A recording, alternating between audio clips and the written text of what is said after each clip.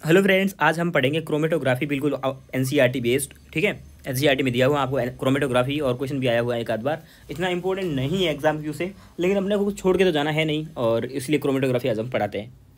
ठीक है, तो मेन जो क्रोमेटोग्राफी होती है, पता ही है, इससे कलर के बेसिस पे चीज़ों को अलग करते हैं, सेपरेट करते हैं। क्रोमा मतलब कलर होता है। क्रोमेटोग्राफी दो टाइप की होती है, एक होती है एड्जॉर्प्शन क्रोमेटोग्राफी। अब एड्जॉर्प्शन आपने 12th वाले चैप्टर में पढ़ ही रखा है, एड्जॉर्प्शन का मतलब क्या होता है, मॉलिक्यूल का एड्जॉर्ब होना। और एक होता है पार्टीशन क्रोमेटोग्राफी। क्रोमेटोग्राफी दो टाइप की होती है, ए एंड पी। ओके, फिर एड्जॉर्प्शन के आगे दो और डिवीजन कर रखे हैं, कॉलम क्रोमेटोग्राफी और थिन लेयर क्रोमेटोग्राफी।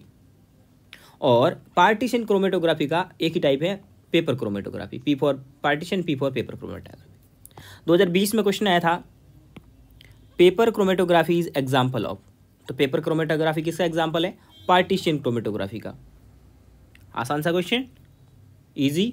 चलिए, सबसे पहले अपन एड्जॉर्प्शन क्रोमेटोग्राफी पढ़ेंगे, उसके एड्जॉर्प्शन का। ठीक है, एनसीईआरटी लिखती है chromatography is an important technique है, बहुत इंपॉर्टेंट टेक्निक है मिक्सर को अलग अलग करने की। ठीक है, the name chromatography based on Greek word chroma, इसका मतलब होता है कलर। तो और कलर के बेसिस पे सब मटेरियल को सेपरेट करते हैं इसमें।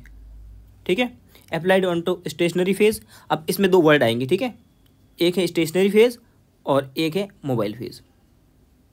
स्टेशनरी फेज, अब जब आप क्रोमेटोग्राफी करोगे ना, तो आपके पास में क्या होगा कि आप एक खाली टेस्ट ट्यूब लोगे या फिर फनल लोगे, कुछ भी ऐसी। तो उसमें पहले एक ये यहाँ से ओपनिंग है इसकी। ठीक है, तो इसके अंदर में कुछ पहले आपको फिल करना पड़ेगा, एक फेज, स्टेशनरी फेज फिल करना पड़ता है। ये फेज फिल करेंगे, उसके बाद में उसमें केमिकल डालेंगे। तो जो पहले फिल करेंगे उसको बोलेंगे स्टेशनरी फेज। ये हमेशा ये मतलब स्टेशनरी से पता ही लग रहा है कि ये हिलने डुलने वाला नहीं है। और स्टेशनरी फेज क्या होता है, वो सॉलिड हो सकता है या लिक्विड हो सकता है। ठीक है, तो पहले अपने क्या डाला, स्टेशनरी फेज डाला। और स्टेशनरी फेज क्या है आपका, सॉलिड है या फिर लिक्विड है। ठीक है, तो स्टेशनरी फेज क्या हो गया, सॉलिड या फिर लिक्विड हो गया। मे बी सॉलिड और लिक्विड, साफ लिखा एनसीईआरटी ने। A pure solvent, a mixer of solvent, हो सकता है वो एकदम प्योर हो सकता है कोई मिक्सर भी हो। जैसे कि मान लीजिए अपन ने इसके अंदर ने कई बार क्या होता है, सिंपल कुछ नहीं करने के लिए बहुत जो इजी प्रैक्टिकल्स होते हैं उसमें मिट्टी डाल देते हैं, पूरी टेस्ट ट्यूब को मिट्टी से भर दिया तो वो प्योर हो। अब मिट्टी में कुछ और भी तो हो सकता है, कुछ केमिकल्स, प्योर मिट्टी तो नहीं होगी। तो हो सकता है वो सॉलिड हो या लिक्विड हो, या फिर प्योर सॉल्वेंट हो या फिर मिक्सर हो। ठीक है, ये डालने के बाद में अपन इसके ऊपर डालेंगे सैंपल। अब इसके बाद में अब जो आपको अंडरलाइन कर रहा हूँ ना, वही पढ़ना है बस। स्टेशन और ये पीडीएफ जो है ना, मैं आपको आज ही टेलीग्राम चैनल पे डाल दूंगा, और टेलीग्राम का लिंक आपको डिस्क्रिप्शन बॉक्स में मिल रहा होगा। ठीक है, और उसके बाद में इसने वही बोला वापस कि क्रोमेटोग्राफी दो टाइप की होती है, एड्जॉर्प्शन और पार्टीशन क्रोमेटोग्राफी।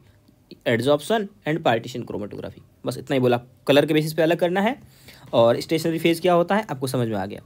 उसके बाद में एड्जॉर्प्शन क्रोमेटोग्राफी पे आते हैं अपन लोग। बोलता है adsorption chromatography is based on the fact that different compounds are absorb on absorbent different degrees. अब ये इसका मेन प्रिंसिपल है ना, वो इंपॉर्टेंट है। अब अपन किसी भी अब ये अपन ने इसके अंदर में अपन ने स्टेशनरी फेज डाल दिया। अब जैसे इसके अंदर मोबाइल फेज डालूंगा, तो हर एक मटेरियल की, हर एक सब्सटेंट की अलग अलग कैपेसिटी होती है एड्जॉर्ब होने की। मतलब कि एड्जॉर्ब का मतलब चिपकना, तो कोई कम चिपकता है, कोई ज़्यादा चिपकता है। तो यही एड्जॉर्प्शन क्रोमेटोग्राफी की प्रिंसिपल है। तो क्या हो गया, डिफरेंट डिग्री में एड्जॉर्ब होते हैं, ये इसका मेन प्रिंसिपल है, ये आपको ये पढ़ना है। उसके बाद में बोलता है commonly used absorbent are silica gel and alumina gel. तो अपन ने बोला ना कि इसमें क्या होगा, स्टेशनरी फेज होगा। बोला स्टेशनरी फेज, इसको लिख देता हूँ, ये क्या है, स्टेशनरी फेज है। पहले जो सबसे पहले डाला ना, वो है स्टेशनरी फेज। और स्टेशनरी फेज क्या हो सकता था, सॉलिड या फिर लिक्विड, गैस नहीं हो सकता वो। इसको पहले डाल दिया है, ये स्टेबल रहेगा। और स्टेशनरी फेज अपन जो यूज़ लेते हैं उसके एग्जाम्पल क्या क्या है, एक तो है सिलिका जेल, मेरी स्पेलिंग पे बिल्कुल मत जाना, और दूसरा है एल्यूमिना जेल। इसके दो एग्जाम्पल हैं, किसके, जो अपन ने पहले कुछ भी नहीं कर रहे, आप देख समझते जाओ। एक खाली टेस्ट ट्यूब लिया अपने, टेस्ट ट्यूब क्या सॉरी पीपेट टाइप का, ब्यूरेट टाइप का, ठीक है, मतलब नली लिए कांच की, बस इतना तो समझ में आता है। उसके अंदर में मिट्टी भर दिए, मिट्टी भरी तो उसका नाम है सिलिका जेल। मिट्टी नहीं भरेंगे तो एल्यूमिनियम का पाउडर भर देंगे, एल्यूमिना Al2O3 का, तो वो हो गया एल्यूमिना जेल। तो कोई भी एक जो फेज डाला है वो या तो सॉलिड है या लिक्विड है, ये दोनों के दोनों सॉलिड है, तो इसको बोलेंगे अपन लोग स्टेशनरी फेज। इतना समझ में आया। और उसके बाद में ये आप लोग एनसीईआरटी में लिखा है सिलिका जेल या फिर एल्यूमिना जेल, ये क्या हो जाएंगे आपके कॉमनली एडजॉर्बेंट के फॉर्म में काम में आएंगे। ओके, फिर आगे यहाँ की अपने को कोई बात काम की नहीं है। अब आगे बोलेगा एडजॉर्प्शन क्रोमेटोग्राफी भी दो टाइप की होती है, एक कॉलम क्रोमेटोग्राफी और एक होती है थिन लेयर क्रोमेटोग्राफी। ठीक है, कॉलम क्रोमेटोग्राफी और उसके डायग्राम्स एनसीईआरटी में भी दिए हुए। ये एनसीईआरटी का डायग्राम है जो दिखा रहा हूँ मैं आपको, बाकी सारे डायग्राम्स आउट ऑफ एनसीईआरटी है, लेकिन एनसीईआरटी वाले डायग्राम से अच्छे से समझ में नहीं आता, इसलिए मैंने दूसरे डायग्राम काम में लिए गूगल करके। ठीक है, तो अगला जो है पहला मतलब अपन ने पढ़ा क्रोमेटोग्राफी, उसके दो एग्जाम्पल थे, adsorption chromatography, partition chromatography. Adsorption chromatography के दो एग्जाम्पल थे, कॉलम क्रोमेटोग्राफी। कॉलम क्रोमेटोग्राफी में अपन क्या करेंगे, सबसे पहले एक कॉलम ले लेंगे, ऐसी खाली सी कॉलम ले लेंगे, ऐसी ट्यूब। ठीक है, ओके, उस खाली कॉलम में मतलब एक कॉलम ले लिया, उसके बाद में इसके अंदर भर देंगे अपन लोग, ये कौन सा फेज डाला अपन ने, इसको बोलेंगे स्टेशनरी फेज। कॉलम लिया और उसके अंदर स्टेशनरी फेज डाल दिया। इसी के जैसा डायग्राम बनाते हैं ताकि आप समझ जाओ इसका, क्योंकि ये थोड़ा सा डायग्राम है ना, थोड़ा एक डायग्राम और होना चाहिए था इसमें।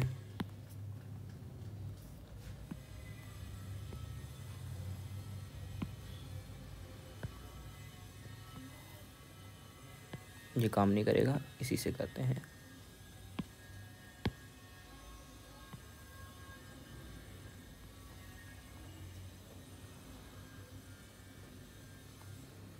अब ये भी काम नहीं करेगा।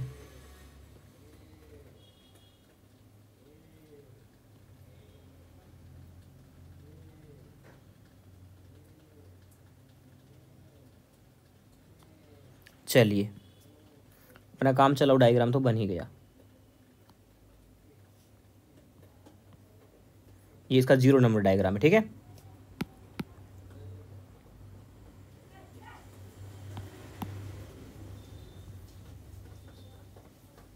सबसे पहले ये वाला स्टेशनरी फेज डाल दिया अपन ने। पहले स्टेप में क्या किया, इसके अंदर स्टेशनरी फेज डाल दिया, स्टेशनरी फेज। और स्टेशनरी फेज क्या हो सकता है, सिलिका जेल और एल्यूमिना जेल, कोई दिक्कत, वो डाल दिया। वो डालने के बाद में अपने पास में होगा क्या, जैसे कि एक केमिकल था, मतलब एक कंपाउंड का मिक्सर था, ये मिक्सर था। ठीक है, उस मिक्सर को इसमें डाल देंगे। ये ग्रीन वाला क्या है, ये लोडेड सैंपल है। इस सैंपल में रियल में है क्या, देख तो ग्रीन रहा है, लेकिन इसमें बहुत सारी चीज़ें मिक्स होगी, 2-3 चीज़ें मिक्स होगी। ठीक है, तो पहले क्या किया अपन ने, एक ट्यूब ली, ट्यूब के अंदर स्टेशनरी फेज डाला, फिर वो सैंपल डाल दिया। अब सैंपल डालने के बाद में, अभी सैंपल है ना, अपने आप इसके नीचे नहीं आएगा, तो सैंपल के ऊपर में कुछ और डालेंगे अपन। ये सैंपल डाला हुआ था, अब इस सैंपल के ऊपर मैं डाल देता हूँ एक, मान लीजिए पिंक कलर का मोबाइल फेज, ये मैंने डाल दिया, ये वाला, इसको मैं बोलूँगा मोबाइल फेज। नाम से पता चल रहा है ये इतना केमिकल है कि सीधा सीधा नीचे आएगा चल करके, तो ये क्या हो जाएगा, ये मोबाइल फेज हो गया। तो पहले अपन ने स्टेशनरी फेज डाला, फिर ऊपर केमिकल डाला, अब मोबाइल फेज डाला। जैसे ही मोबाइल फेज डलेगा, मोबाइल फेज इसको ले करके नीचे आएगा। जो ग्रीन वाला जो था ना सैंपल आपका, वो रियल में ग्रीन और ये सेफ्रॉन दोनों का मिक्सर था। जैसे आपने मोबाइल फेज डाला इसके ऊपर में, इस सैंपल के, ये ग्रीन वाला सैंपल, इसको पूरा ही ग्रीन कर देना तो ज़्यादा अच्छा लगेगा यहाँ पे। हाँ, अब ज़्यादा अच्छा डायग्राम है। ठीक है, ये ग्रीन वाला सैंपल था, मिक्सर था, और इस मिक्सर को अपन ने जैसे दिया, देखा, पता लगा एक तो फीका सा ग्रीन था ये, ठीक है,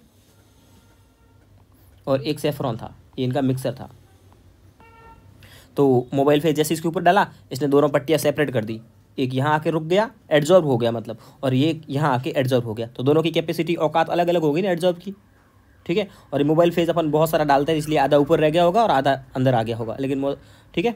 उसके बाद जैसे ही पट्टियाँ अलग हो जाती है, मान लीजिए इस टेस्ट ट्यूब के अंदर पट्टियाँ अलग हो गई, तो अपन क्या करेंगे, पहले इसको धीरे धीरे, अब तो दोनों को सेपरेट कर सकते हैं ना, इतने पानी को, इसने सिलिका जेल को नीचे आने दो, आ गया। उसके बाद इसको अलग बीकर में ले लिया, फिर इसको अलग बीकर में ले लेंगे और सेफ्रॉन वाले को अलग बीकर में ले लेंगे। ऐसे सेपरेट करते हैं। अपने डायग्राम से ही समझ में आ रहा है, या आप गूगल करोगे तो सबसे पहले यही डायग्राम आता है, कॉलम क्रोमेटोग्राफी लिखोगे तो, ठीक है, मैंने गूगल से लिया। तो chromatography involves in separation column adsorbent stationary phase packed in glass tube थी, उसमें अंदर में स्टेशनरी फेज डाला, कॉलम एक स्टॉप कॉक लगा होता है, ये वाला ये जो लगा हुआ है स्टॉप कॉक नीचे की तरफ। उसके बाद में लोअर एंड पे mixer adsorbent on the place top of the adsorbent, सबसे टॉप पे मिक्सर डाल दिया। मिक्सर डालने के बाद में उसके अंदर में वो मोबाइल फेज डाला, मोबाइल फेज डालते ही वो अलग अलग सेपरेट हो गए। तो कॉलम क्रोमेटोग्राफी तो आपको समझ में आ ही गया होगा। ये देखिए, ये स्टेशनरी फेज है, ये मिक्सर है, और ये बाद में सॉल्वेंट या फिर मोबाइल फेज है। अब एनसीईआरटी का डायग्राम अच्छे से समझ में आएगा। तो जैसे ही डाला आपने, ये तीनों के तीनों ए बी सी अलग अलग हो गए, अब इनको सेपरेट कर लो। एनसीईआरटी का डायग्राम भी अब तो समझ में आ गया होगा। ये रियल डायग्राम है, देखिए ये अलग अलग सेपरेट हो गए। अब ऐसे बीकर में अलग अलग ले लेंगे कॉलम क्रोमेटोग्राफी को। तो अपन ने देखा एड्जॉर्प्शन क्रोमेटोग्राफी दो टाइप थे, एक कॉलम और एक है थिन लेयर। अब थिन लेयर पढ़ते हैं। थिन लेयर क्रोमेटोग्राफी में क्या होता है, पहले अपन ने क्या किया था, ये तो बड़े बड़े, अगर मान लो 1 लीटर सबस्टेंस है, 2 लीटर है तो काम का है। थिन लेयर क्रोमेटोग्राफी बहुत कम मटेरियल होता है ना, उसके लिए काम आता है। उसका नाम शॉर्ट में था TLC, थिन लेयर क्रोमेटोग्राफी। तो इसके लिए अपन लोग क्या लेंगे, एक कांच की पट्टी लेंगे, ऐसी ये कांच की पट्टी ले ली, यहाँ पर एक लाइन खींच लेंगे, इसको बोलते हैं कि ये बेस लाइन है 2 सेंटीमीटर नीचे, कितनी 2 सेंटीमीटर। और यहाँ एक गड्ढा भी कर लेंगे। गड्ढा मतलब ऐसे नहीं आर पार हो जाए, आर पार वाले को हॉल बोलते हैं, गड्ढे का मतलब है इसमें मटेरियल को रख सके। तो देखिए, और अब इसके ऊपर में मैं क्या करूँगा, अब इसके ऊपर में मैं करूँगा मिट्टी की पुताई। मतलब कि कांच लिया, कांच के एक किनारे पे 2 सेंटीमीटर नीचे बेस लाइन ड्रॉ कर दी, बीच में गड्ढा कर दिया।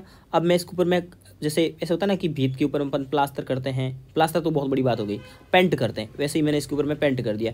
ये पेंट किसका है, उसी का, सिलिका जेल का। मैं अच्छे से पेंट नहीं कर पा रहा हूँ, इसीलिए आप देख सकते हो कि बहुत अच्छे से बुरश नहीं चल रहा है। ऐसी दीवार पे होगा तो घर वाले गाली देंगे। फिनिशिंग नहीं है मेरे पेंट पे, लेकिन अब वो जो होता है वो फिनिशिंग से अच्छे से कर लेते हैं इसको, ठीक है। तो आपने क्या किया, पहला काम कर लिया आपने सिंपल सा कि मिक्सर लिया, उसके ऊपर में एक थिन लेयर कर दी सबस्टेंस की। और अब ये जो मैंने पेंट किया ना, यही इसका स्टेशनरी फेज है। आपने थिन लेयर चढ़ा दी, कांच की पट्टी के ऊपर में थिन सी लेयर चढ़ा दी, तो थिन लेयर क्रोमेटोग्राफी। फिर ये, और इस पे इसकी मोटाई कितनी है, जो अपने पेंट किया ना, इसकी मोटाई है 2 mm। कितनी, 0.2 mm, 0.2 mm। एक कांच की पट्टी ली, 2 सेंटीमीटर ऊपर हॉल किया, और उसको जहाँ से हॉल किया उसको बेस लाइन बोलेंगे। सारी डिस्टेंस बेस लाइन से मेजरमेंट करेंगे, इसको बोलेंगे बेस लाइन, ठीक है। और उसके बाद में 0.2 mm का वो उसके ऊपर में कलर कर दिया। इस कलर का नाम भी सिलिका जेल या एल्यूमिना जेल है। और यही हो गया आपका थिन लेयर तैयार हो गई है। ये 2 सेंटीमीटर भी यहाँ लिखा हुआ है, ठीक है, ओके।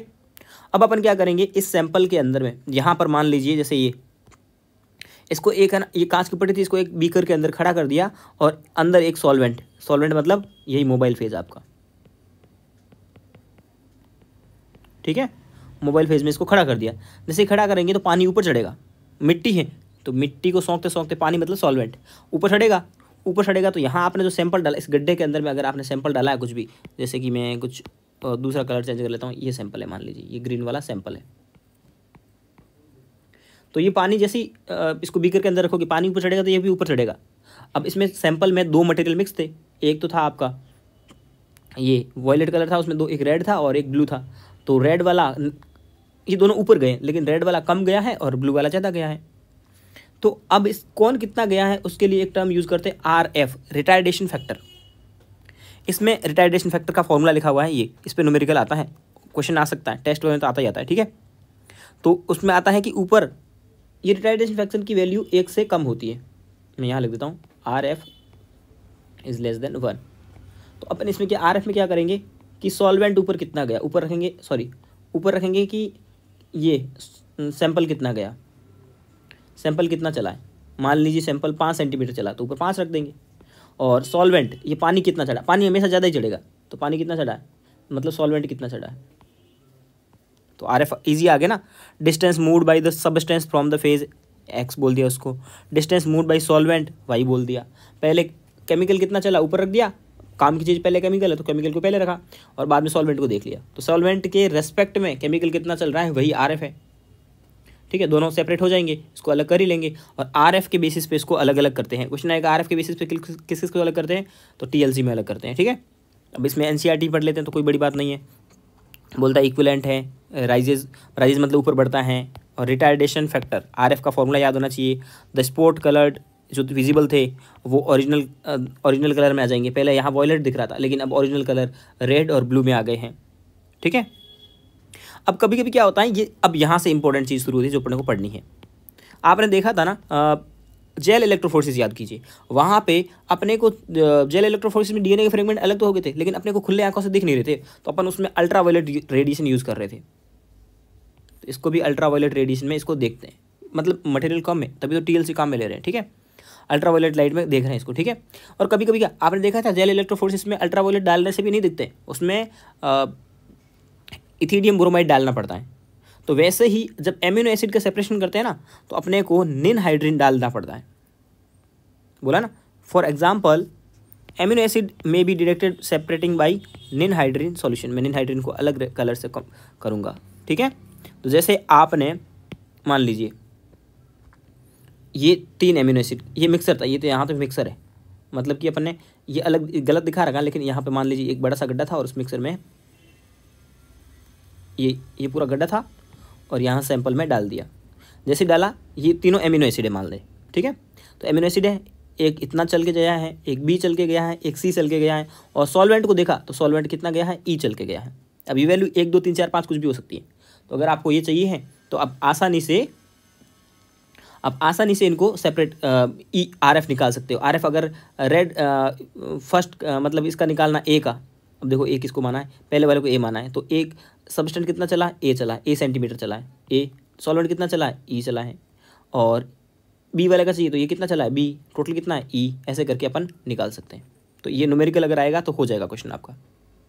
और आपको पता ही लग गया कि खुली आंखों से नहीं दिखेगा तो अल्ट्रावायलेट से देखेंगे, अल्ट्रावायलेट से भी नहीं दिखेगा। एमिनो एसिड के केस में तो उसमें कुछ केमिकल डाल के छिड़क करके देख सकते हैं। एमिनो एसिड के केस में वो केमिकल निन हाइड्रिन होता है। ठीक है, इसके अलावा कभी कभी आयोडीन से भी देखते हैं, लेकिन वो अपने काम का इंपॉर्टेंट नहीं है। पहला मेथड तो यही है कि आप अल्ट्रावायलेट से देख लो सीधा। दूसरा मेथड अगर नहीं दिख रहा है तो फिर आयोडीन के क्रिस्टल डाल दो उसमें। ठीक है, तो आयोडीन के क्रिस्टल को एब्जॉर्ब कर लेगा वो, और आयोडीन के क्रिस्टल की वजह से वो दिख जाएगा। तो या तो अल्ट्रावायलेट में देखो या फिर आयोडीन के क्रिस्टल देखो। आयोडीन जो है वो ब्राउन कलर का हो जाएगा।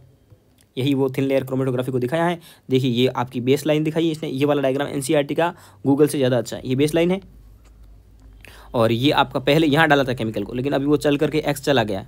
ठीक है, सॉल्वेंट कितना गया है, Y। तो अब आपका यहाँ पे RF रिटार्डेशन फैक्टर कितना होगा, वो होगा X/Y होगा। ये न्यूमेरिकल फार्मूला कॉम के लिए बीकर के अंदर में इसको केमिकल को रखा है, बेस लाइन वगैरह दिख रही। ये क्वेश्चन है, अगर ये क्वेश्चन दिया हुआ है आपको। ठीक है, अब देखिए, अब ब्लू कलर का अगर आपको RF चाहिए, ब्लू कलर का RF, तो आप क्या करोगे। ब्लू कलर खुद कितना चला है, 8 सेंटीमीटर, अपॉन सॉल्वेंट कितना गया है, 10 सेंटीमीटर, कितना आ गया, 0.8। ऐसे आएगा न्यूमेरिकल। ठीक है, आप सारे कलर के लिए कैलकुलेट कर सकते हो। फिर अपन आते हैं, अभी अपन ने क्या देखा, एड्जॉर्प्शन क्रोमेटोग्राफी, उसके 2 टाइप, थिन लेयर क्रोमेटोग्राफी और कॉलम क्रोमेटोग्राफी। नेक्स्ट अपन देख रहे हैं पार्टीशन क्रोमेटोग्राफी। पार्टीशन क्रोमेटोग्राफी का एक ही एग्जाम्पल था, आपको पता हो तो, क्या था, पेपर क्रोमेटोग्राफी। पेपर क्रोमेटोग्राफी में आजकल कुछ भी नहीं होता है। आजकल ये सब बहुत पुरानी टेक्निक थी, पहले उसको डालो। आजकल एक पेपर आता है, ये पेपर आपको दिख रहा है ना, ऐसा पेपर आता है बस। ठीक है, और पेपर भी इस टाइप का आता है जिसमें बहुत बारीक बारीक से हॉल होते हैं। ठीक है, और हॉल में अब जब इसको जैसे ही इसमें पानी में खड़ा किया है, पानी में खड़ा करोगे तो उस हॉल में पानी के मॉलिक्यूल जा करके इकट्ठे हो जाएंगे। क्या किया, पेपर लिया, पेपर को पानी में खड़ा किया तो उसमें पानी पेपर में हॉल थे, तो हॉल से होते हुए कैपिलरी एक्शन होता है। कैपिलरी एक्शन से पानी ऊपर चढ़ जाता है, उन हॉल में पानी भर जाता है, और जो पानी भरता है हॉल में वही आपका स्टेशनरी फेज है, यहाँ लिखा हुआ है। ठीक है, partition chromatography based on continuous different partitioning component, mixer between stationary phase and mobile phase, paper chromatography is type of partition chromatography. ये लाइन से डिट्टो उठ कर आई थी 2020 में या 19 में आई थी, मुझे नहीं पता, नीट में आई थी, ठीक है। स्पेशल क्वालिटी का पेपर होता है। और अब ये देखिए अब वाटर के मॉलिक्यूल ट्रैप होते हैं यहाँ पे, जो कि स्टेशनरी फेज की तरह काम करते हैं। हॉल होंगे उसके अंदर और उसमें वाटर के मॉलिक्यूल ट्रैप हो जाएंगे, ठीक है। और उसके बाद में इसमें सॉल्वेंट में खड़ा करेंगे। जैसे ही खड़ा करेंगे तो केमिकल पे, जैसे इसमें ये पेपर था आपका, ठीक है, ये इसकी बेस लाइन हो गई, कुछ कुछ थिन लेयर क्रोमेटोग्राफी जैसे ही बेस लाइन है। फिर अब यहाँ अगर केमिकल को इकट्ठा करेंगे तो फिर ये चल के ऊपर जाएगा। तो ये देखिए चल के ऊपर गया, ये यहाँ गया, ये यहाँ गया, ये यहाँ गया, ये यहाँ गया, तो ऐसे चल के ऊपर गए और फिर वो सेपरेट हो गई। ये आपका थिन NCERT का डायग्राम है। बोलता है ये कार्डबोर्ड है और ये क्रोमेटोग्राफी पेपर लटकाया हुआ है, ये जार हैं, ये स्पॉट ये यहाँ था पहले, फिर ये चल करके यहाँ चला गया, ठीक है। तो क्रोमेटोग्राफी मैंने आपको पूरी समझा दी है, जितना बोला है उतना ही पढ़ लीजिएगा और ये PDF में आपको प्रोवाइड कर दूंगा, ठीक है। ओके, आप हमें यूट्यूब पे ही देख रहे हैं, और जो यूट्यूब पे नहीं देख रहे हैं टेलीग्राम पे, तो मेरा व्हाट्सअप नंबर भी लिखता हूँ 9680393090,